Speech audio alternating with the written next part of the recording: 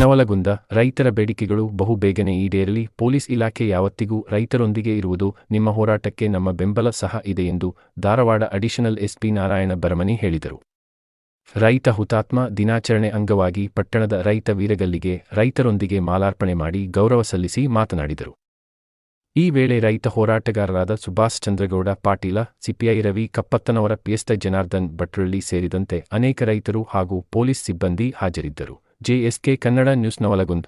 ಜೀವನ ತ್ಯಾಗ ಮಾಡಿದ ಮಹಾ ಹೋರಾಟಗಾರರ ರೈತರ ಆತ್ಮಕ್ಕೆ ಶಾಂತಿ ಸಿಗಲಿ ಅಂತ ಹಾರೈಸ್ತಾ ನಾವೆಲ್ಲ ಬಹಳ ಪೊಲೀಸ್ ಇಲಾಖೆಯವರು ಕೂಡ ಎಲ್ಲ ನಾವು ರೈತರ ಮಕ್ಕಳಿದ್ದೀವಿ.